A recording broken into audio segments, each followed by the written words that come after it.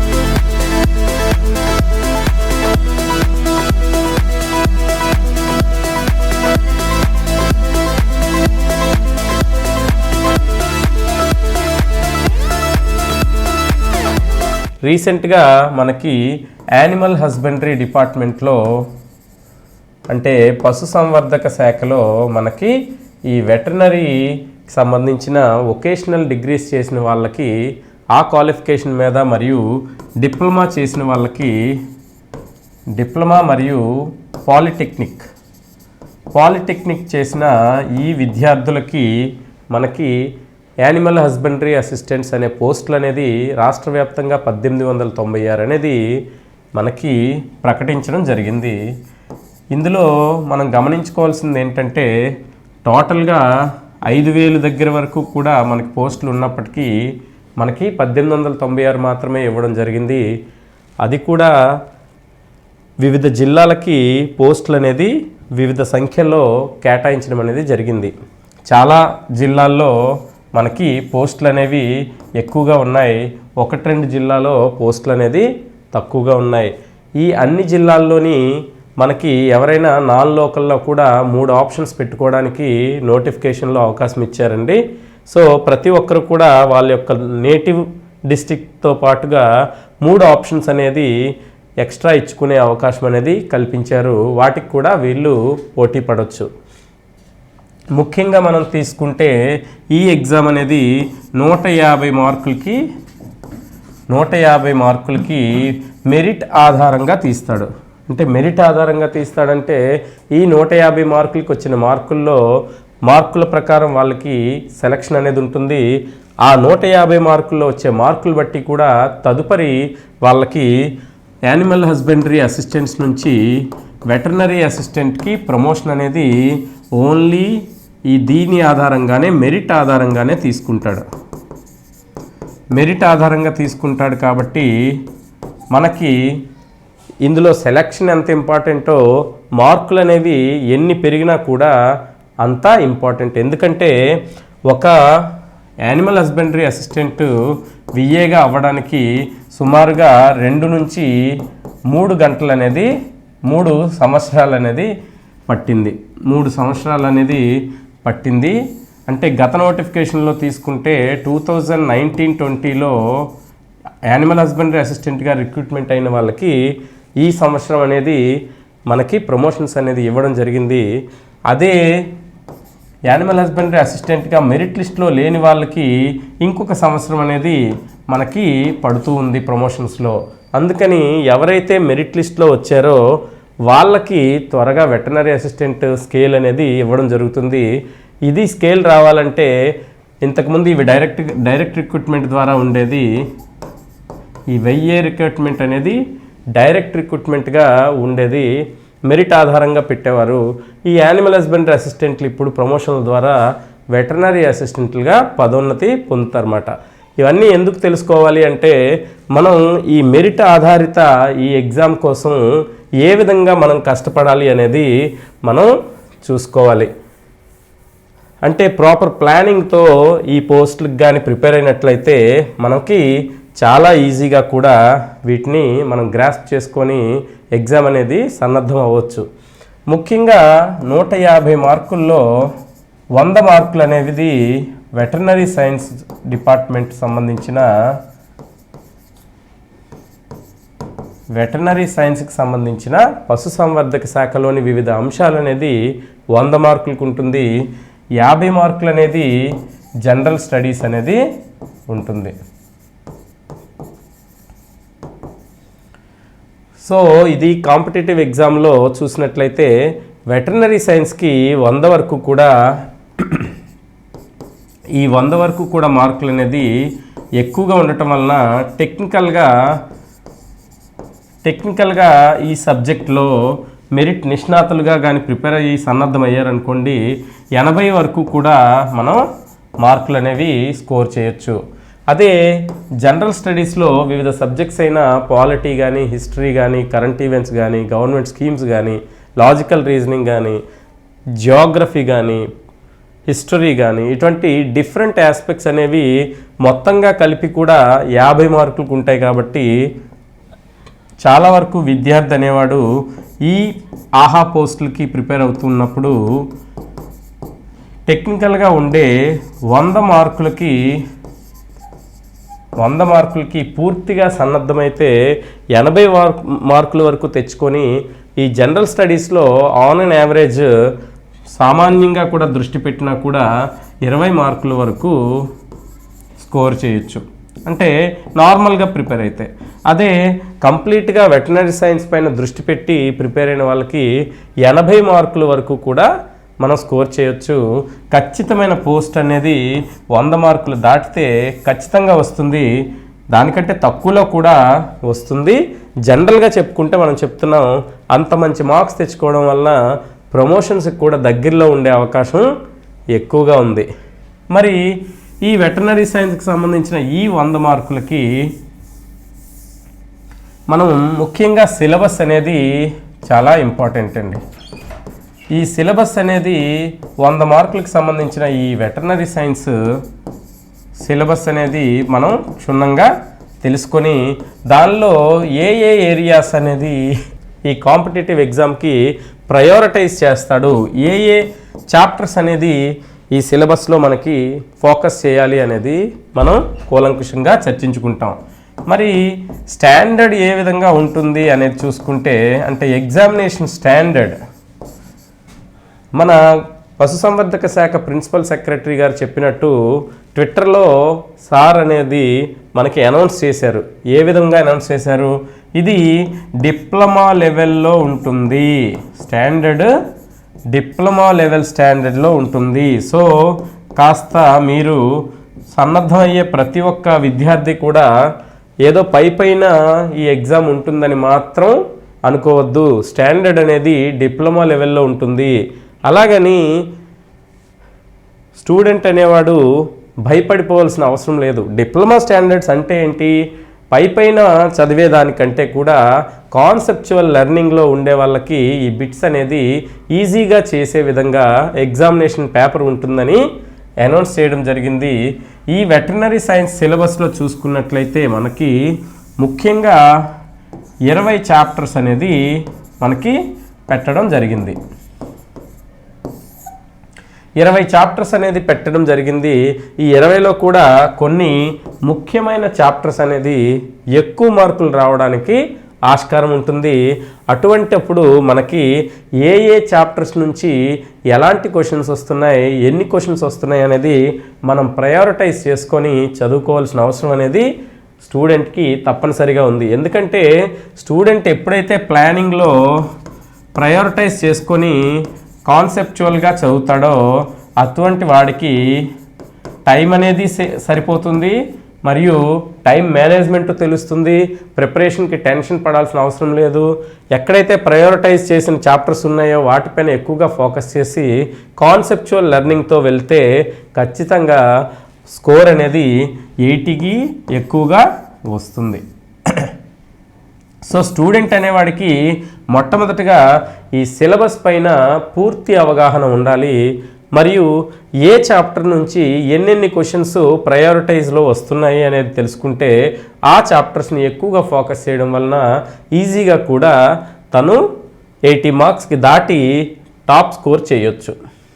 మరి ఈ సిలబస్లో ఏ చాప్టర్స్ అనేది ఉన్నాయి అనేది మొదటగా చూసుకున్నట్లయితే సూక్ష్మంగా చూసుకున్నట్లయితే మనకి ఈ యానిమల్ హస్బెండరీ సంబంధించిన సిలబస్లో ఒకటోది ఏంటంటే basics of anatomy and physiology అంటే ఏంటి అంటే ఇదేంటి వెటర్నరీకి సంబంధించింది. Basics of veterinary anatomy and physiology అంటే వెటర్నరీకి సంబంధించిన పశువుల యొక్క మరియు వివిధ జీవుల యొక్క శరీర నిర్మాణ శాస్త్రం అనేది వాటిలో కూడా బేసిక్స్ అనేది పెట్టడం అనేది జరిగింది. అంటే ముఖ్యంగా బేసిక్స్ పైన ఎక్కువ ఫోకస్ చేయాలి. ఎనాటమీ మరియు ఈ ఫిజియాలజీ అంటే శరీర ధర్మశాస్త్రం, అంటే శరీరంలోని వివిధ అవయవాలు ఏ విధమైన నియమాలని ధర్మాలని పాటిస్తున్నాయి అనేది మనం ఈ ఫిజియాలజీలో చూస్తాం. అదే శరీర నిర్మాణ శాస్త్రం అంటే ఎనాటమీ అంటే శరీర నిర్మాణ శాస్త్రం, అంటే శరీరం లోపల ఏ విధంగా ఎముకలు అనేది నిర్మాణం జరిగి ఉంది, ఆ ఎముకలన్నీ కలిపి ఏ విధంగా అస్థిపంజరాన్ని ఏర్పరిచే అస్థిపంజరం ఉండటం వలన ఆ యానిమల్స్కి లేదా జీవరాశులకి ఏ విధమైన ఉపయోగం కలుగుతుంది, ఎటువంటి కీళ్ళు ఉంటాయి, రెండు ఎముకల మధ్య చూసుకున్నట్లయితే ఎటువంటి కీళ్ళు ఉంటాయి, మరియు ఈ ఎముకల్ని బంధిస్తూ ఉండే ఈ లెగమెంట్స్ కానీ టెండాన్స్ కానీ ఏ విధంగా అమరి ఉంటాయి అనేది బేసిక్స్లో మనం ఎనాటమీలో తెలుసుకుంటాం అన్నమాట. అంటే శరీరాన్ని ఏర్పరిచే ఎముకలు అనేవి ఏ విధంగా అమరి ఉన్నాయి, వాటి ద్వారా అస్థిపంజరం ఏ విధంగా అమరి ఉంది, రెండు ఎముకల మధ్య లేదా రెండు అంతకంటే ఎక్కువ ఎముకల మధ్య కీళ్ళు లేదా జాయింట్స్ అనేవి ఏ విధంగా అమర్చబడి ఉన్నాయి అనేది మనం చూసుకొని శరీర నిర్మాణ శాస్త్రాన్ని కంప్లీట్ చేయాలి. ఈ శరీర ధర్మశాస్త్రం అంటే ఏంటి మరి? వివిధ అవయవాలు లేదా భాగాలు శరీరం లోపల ఎటువంటి ధర్మాలను నిర్వర్తిస్తున్నాయి అంటే మనం ఉదాహరణగా చూసుకున్నట్లయితే జీర్ణ వ్యవస్థ అంటే డైజెస్టివ్ సిస్టమ్, మరి శ్వాసక్రియ లేదా శ్వాస వ్యవస్థ రెస్పిరేటరీ సిస్టమ్, మరి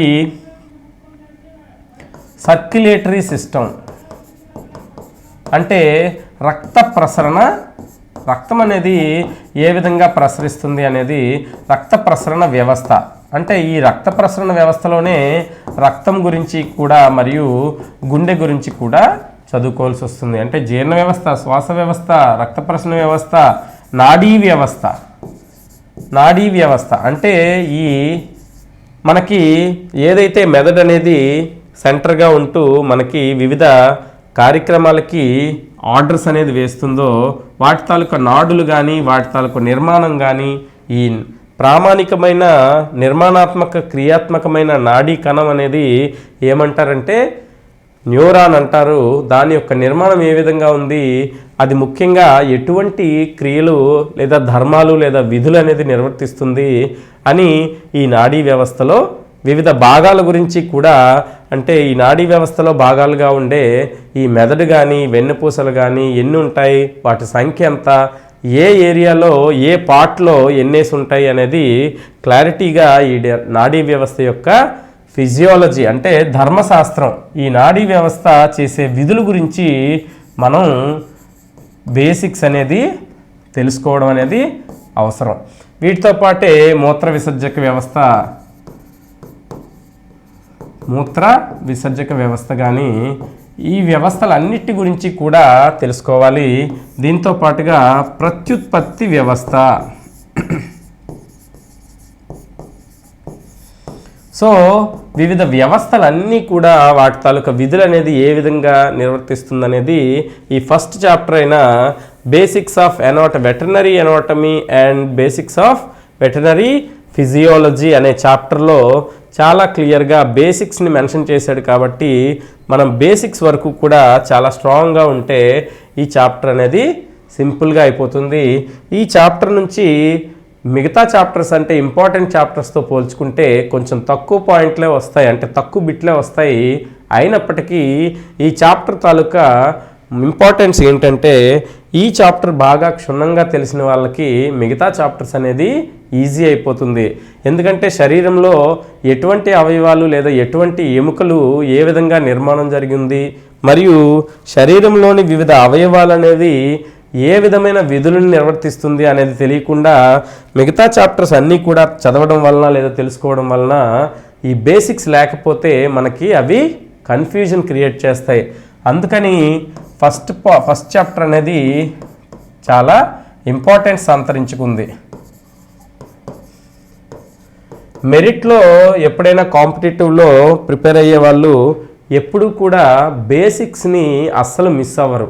ఎందుకంటే బేసిక్స్ అనేవి బాగా ఉంటే వాళ్ళు చదవని బిట్ను కూడా ఈజీగా పెట్టేయగలరు. అందుకని ఈ బేసిక్స్ పైన ఎక్కువగా ఫోకస్ చేయడం వలన కాంపిటేటివ్ ఎగ్జామ్స్లో యావరేజ్గా కూడా సెలక్షన్ అనేది ఈజీ అయిపోతుంది. సో స్టూడెంట్స్ అనేవాడు ఎప్పుడూ కూడా ఈ బేసిక్స్ మీద తప్పనిసరిగా క్లారిటీగా ఒక ఫోకస్డ్గా చదువుకుంటాడు. మరి రెండో చాప్టర్ చూసుకున్నట్లయితే మనకి సిలబస్లో ఉండేటట్లు మనకేమిచ్చాడంటే వివిధ వ్యాధికారక క్రిములు, వివిధ వ్యాధుల్ని కలుగజేసే క్రిములు, వాటి యొక్క స్వరూపం గురించి, నేచర్ గురించి ఇచ్చాడు.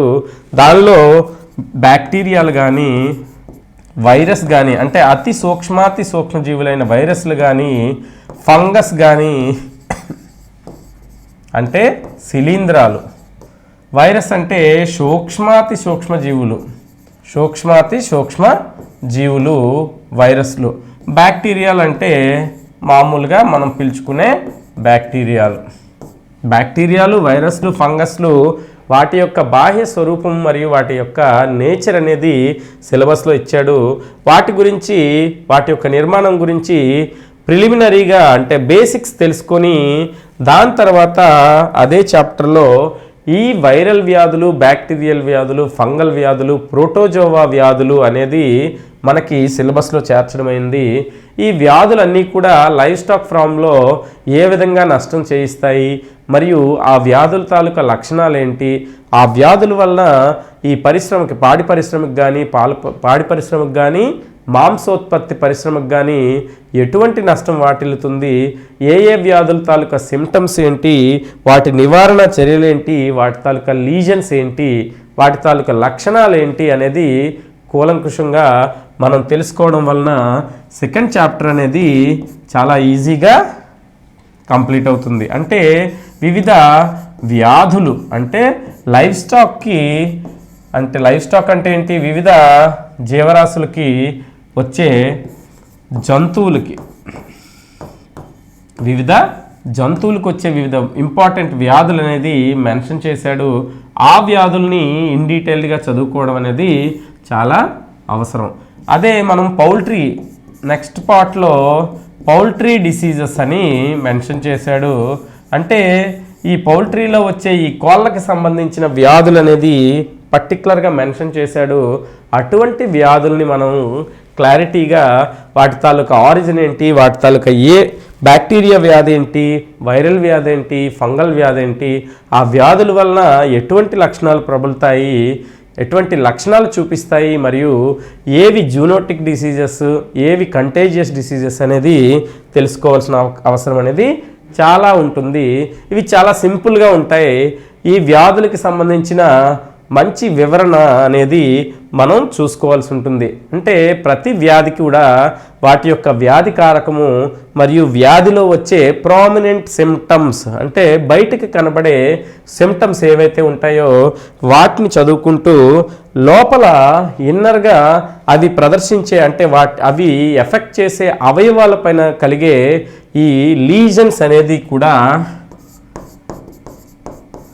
ఈ లీజన్స్ అంటారు. అంటే వివిధ అవయవాలలో ఈ వ్యాధికారక క్రిములు కలిగించే ఈ లక్షణాలని లీజన్స్ అంటారు. ఈ లీజన్స్ అనేది మనం వివిధ వ్యాధుల్లో, ఈ సిలబస్లో ఇచ్చిన వివిధ వ్యాధుల్లో ఏ విధంగా ఉంటాయి, సిమ్టమ్స్ ఏ విధంగా ఉంటాయి, వ్యాధి తాలూకా లీజన్స్ ఎలా ఉంటాయి, వాటి తాలూకా నివారణ ఏంటి, వాటి తాలూకా వ్యాప్తి ఏంటి అనేది క్లారిటీగా కానీ చదువుకున్నట్లయితే సెకండ్ చాప్టర్ అనేది చాలా ఇంట్రెస్టింగ్గా ఫినిష్ అవుతుంది. మరి ఇప్పుడు చూసుకున్నట్లయితే మూడవ చాప్టర్ మందుల గురించి. మందులు లేదా ఔషధాలు.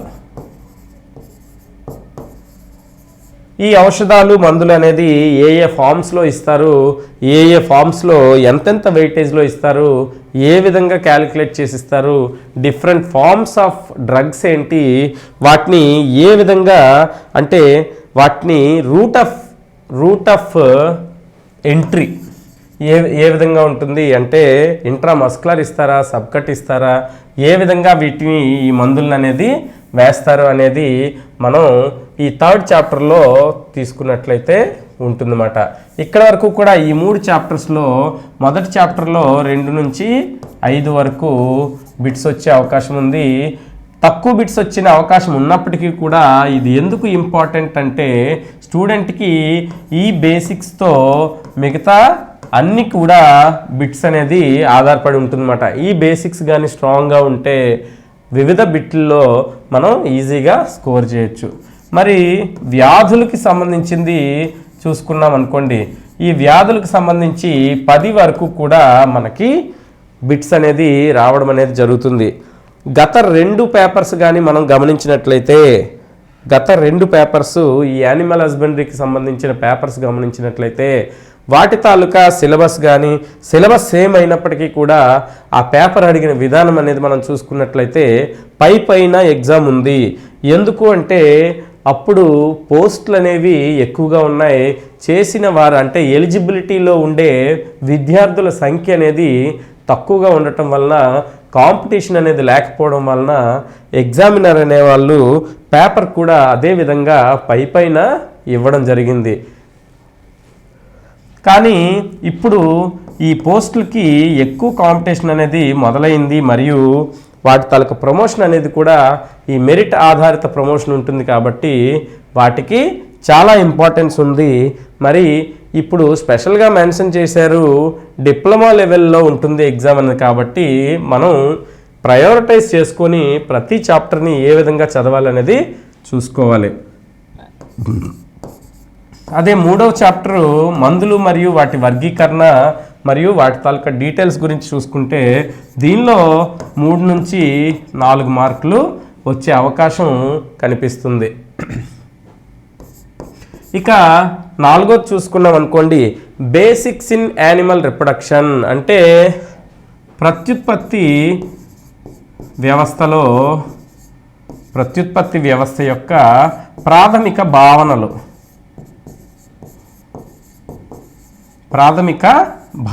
అంటే ఈ ప్రత్యుత్పత్తి వ్యవస్థలో ఏ విధంగా మనకి ఈ హార్మోన్లు అనేవి డెవలప్ అవుతాయి, ఈ హార్మోన్లు అనేది ఏ విధంగా ఉత్పత్తి అవుతాయి, వివిధ ప్రత్యుత్పత్తి అవయవాలు ఏంటి, వాటిపైన ఈ హార్మోన్లు ఏ విధంగా యాక్ట్ చేస్తాయి అనేది ఈ ప్రత్యుత్పత్తికి సంబంధించిన ప్రాథమిక భావనలు అనేది తీసుకుంటే ఈ 4th చాప్టర్లో స్త్రీ ప్రత్యుత్పత్తి వ్యవస్థ గురించి ప్రత్యేకంగా మెన్షన్ చేయడం జరిగింది. అంటే స్త్రీ ప్రత్యుత్పత్తి వ్యవస్థని గైనకాలజీ అంటారు. వీటిని ప్రత్యేకంగా మెన్షన్ చేయడం జరిగింది. ఈ 4th చాప్టర్ అనేది చూసుకుంటే చాలా ఇంపార్టెన్స్ ప్లే చేస్తుంది. మిగతా అన్నిట్లో కూడా అంటే డైరీ మేనేజ్మెంట్ చూసుకున్నా, ఫార్మ్ మేనేజ్మెంట్ చూసుకున్నా, మీట్లో చూసుకున్నా, షీప్ అండ్ గోట్ మేనేజ్మెంట్లో చూసుకున్నా ఈ ప్రత్యుత్పత్తి వ్యవస్థ అనేది వివిధ జీవుల్లో ఏ విధంగా ఉంది, ఆ ప్రత్యుత్పత్తి వ్యవస్థకి సంబంధించిన ఆర్గాన్స్ అనేవి ఏ విధంగా డెవలప్ అయి ఉన్నాయి, ప్రత్యుత్పత్తి వ్యవస్థలో యథ లక్షణాలు కానీ మరియు వాటి తర్వాత వచ్చే గర్భధారణ కానీ మరియు గర్భం దాల్చిన తర్వాత ఉండే కాంప్లికేషన్స్ కానీ, గర్భ నిర్ధారణ పరీక్షలు కానీ, మరియు అవి ఈనిన తర్వాత లేకపోతే ఈనిన ముందు వివిధ పరిస్థితులన్నిటినీ కూడా క్షుణ్ణంగా ఈ 4th చాప్టర్లో మనం చూస్తామన్నమాట. ఇకపోతే 5వ చాప్టర్లో ఆర్టిఫిషియల్ ఇన్సెమినేషన్ అంటే కృత్రిమ గర్భధారణలో ఉండే ప్రాథమిక భావనలు.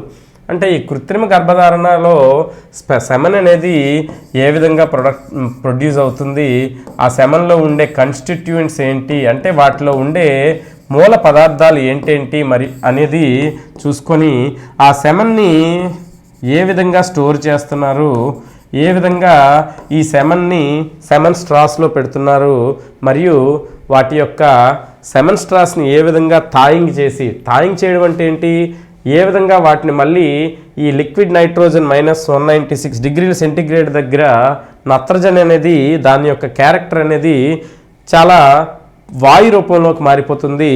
అది -196 ° దగ్గర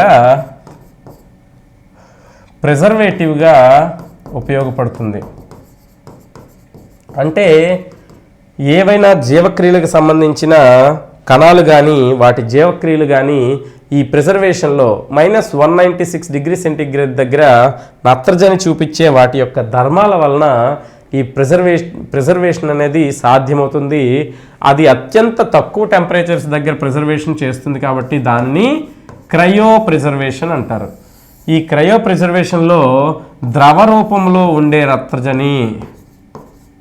ద్రవరూప నత్రజని అనేది ఏ విధంగా ప్రిజర్వేటివ్గా ఉపయోగపడుతుంది, ఆ -196 ° దగ్గర ఈ సెమెన్ అనేది ఏ విధంగా స్టోర్ చేస్తారు, ఆ సెమెన్ స్ట్రాస్ని ఏ విధంగా మళ్ళీ ఆర్టిఫిషియల్ ఇన్సెమినేషన్ చేసే ముందు వివిధ ప్రక్రియలు అంటే థాయింగ్ అంటారు. థాయింగ్ అంటే ఏంటి, ఈ గడ్డ కట్టేసి జీవక్రియలు ఆగిపోయిన ఈ స్పెర్మ్స్ లేదా శుక్ర కణాలని తిరిగి మళ్ళీ యాక్టివేట్లోకి తెచ్చిన తర్వాతనే మనం స్త్రీ ప్రత్యుత్పత్తి వ్యవస్థలోని ఉండే భాగాల లోపలికి ఈ శుక్ర కణాలు అనేది మనం వెళ్ళేటట్టు చేసినప్పుడు అవి గర్భం దాలుస్తాయి, ఫలదీకరణ జరిగి గర్భం దాలుస్తాయి. అందువల్ల ఈ 5th చాప్టర్లో ఏ విధంగా సెమెన్ అనేది కలెక్ట్ చేస్తాం, వాటి తాలూకా స్పెర్మ్ తాలూకా లక్షణాలు ఏంటి, వాటిని ఏ విధంగా ఇన్సెమినేట్ చేస్తాం అంటే కృత్రిమ గర్భధారణ అనేది ఏ విధంగా చేస్తాం, వాటిలో వచ్చే టెంపరేచర్స్ ఏంటి, థాయింగ్ ఏంటి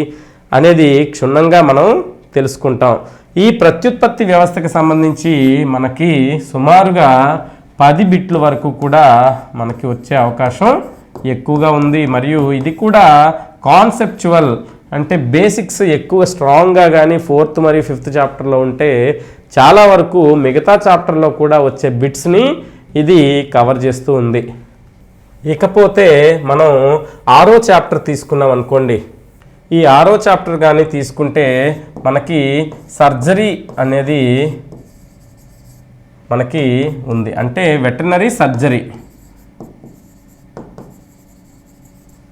7వ చాప్టర్ వెటర్నరీ మెడిసిన్.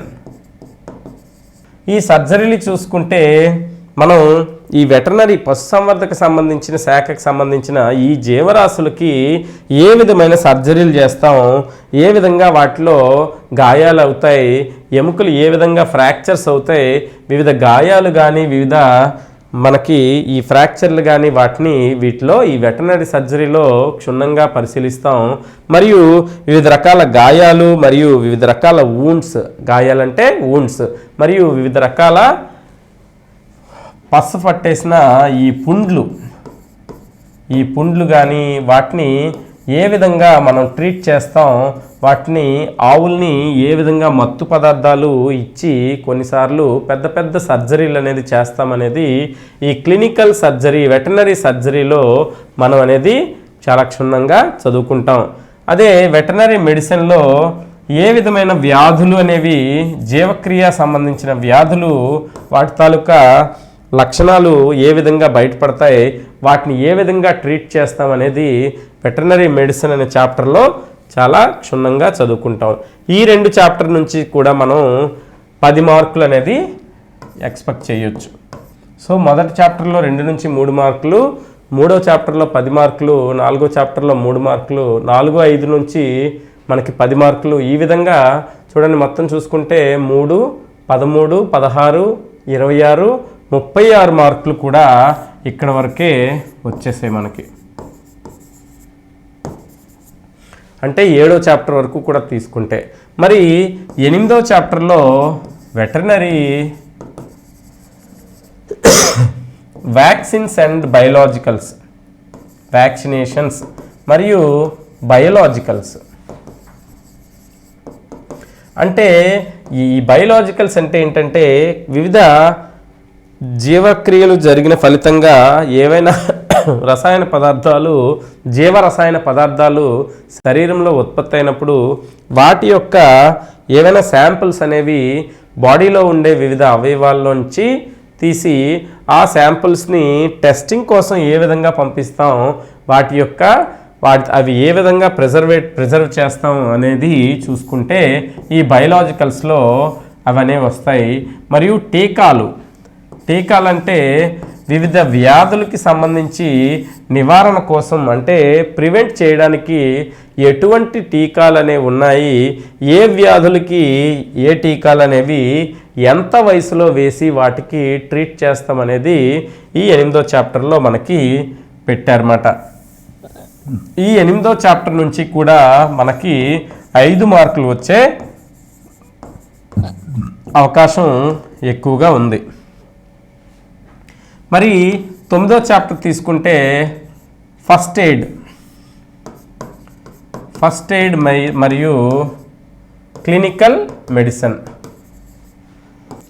అంటే ఈ పశుసంవర్ధక శాఖలో ఫస్ట్ ఎయిడ్ అంటే చిన్న చిన్న వాటికి ఏ విధంగా ట్రీట్ చేస్తాం, వాటిని ఏ విధంగా తగ్గిస్తాం అనేది ఈ 9వ చాప్టర్లో పెట్టారు. ఈ 9వ చాప్టర్ చాలా చిన్న చాప్టర్.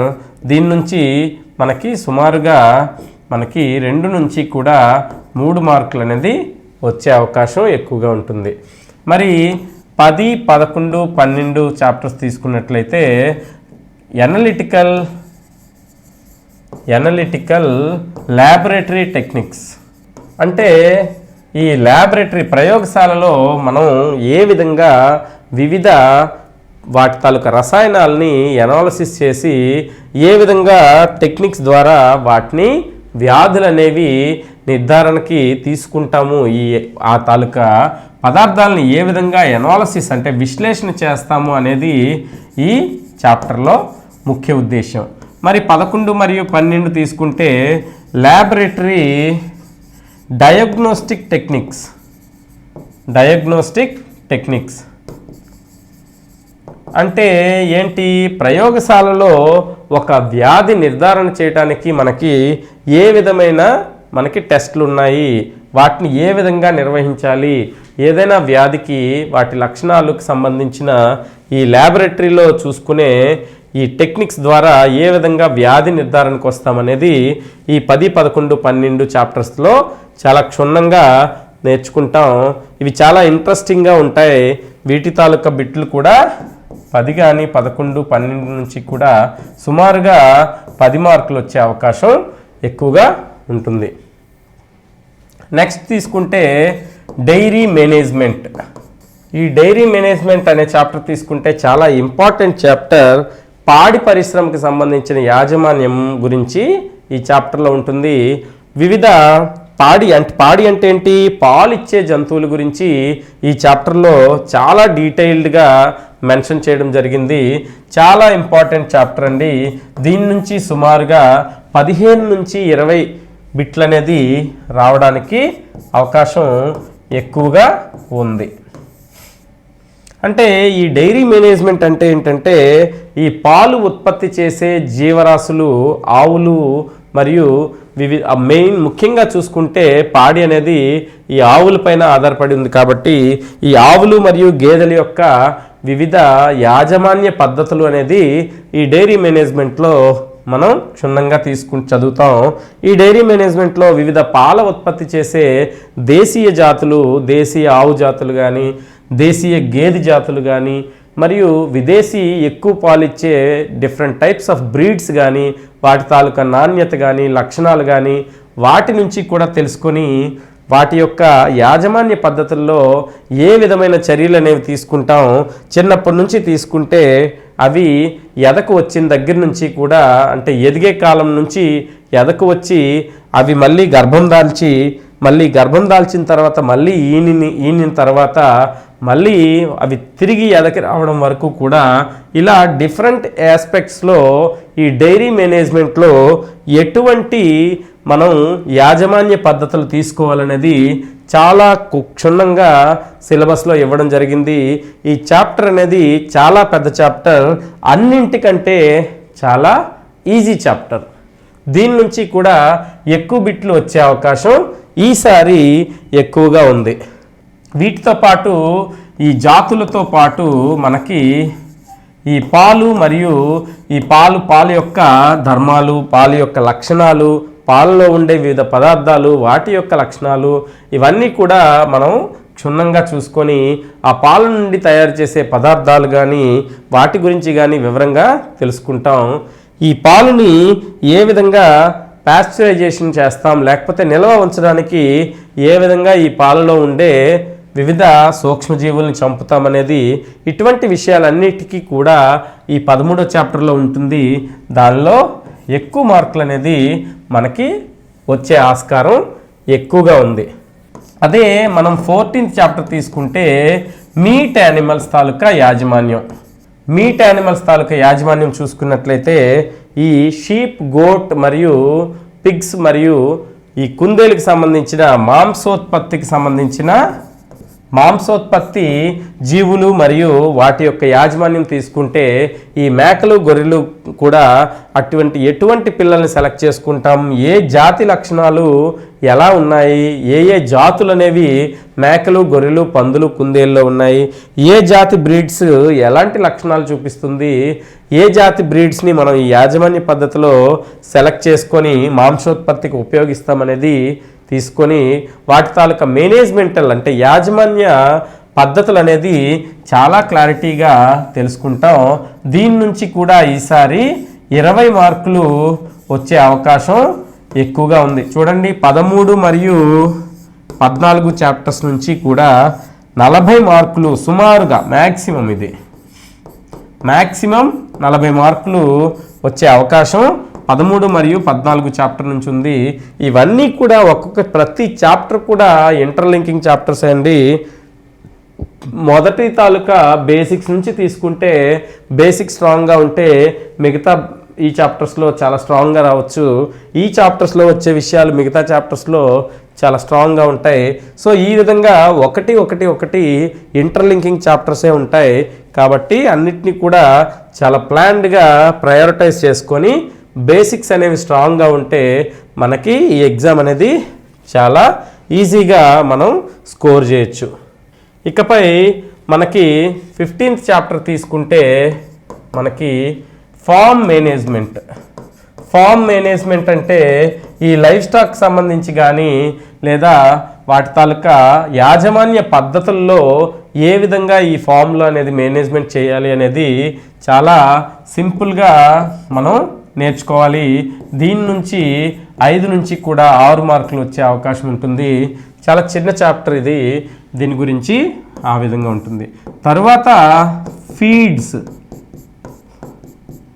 అంటే ఏ విధమైన పోషక పదార్థాలు లేదా ఆహారం అనేది వివిధ జాతులకి ఇస్తాం, వాటి యొక్క క్లాసిఫికేషన్ ఏంటి, ఎటువంటి మొక్కల్ని లేదా ఎటువంటి గడ్డి జాతుల్ని మనం పెంచుతాం, వాటిని ఏ విధంగా వివిధ రకాలుగా విభజించవచ్చు, వాటిలో కాన్సన్ట్రేట్స్ అనేవి ఏంటి, పాస్చర్స్ అనేవి ఏంటి, డ్రై మ్యాటర్ ఏంటి, లేకపోతే డైజెస్టబుల్ క్రూడ్ ప్రోటీన్ ఏంటి, టోటల్ డైజెస్టబుల్ ప్రోటీన్ ఏంటి, ఇట్లా డైజెస్టబుల్ క్రూడ్ ప్రోటీన్, ఇటువంటి అంశాలు అనేది మనం ఈ ఫీడింగ్ ఆస్పెక్ట్స్లో తెలుసుకుంటాం.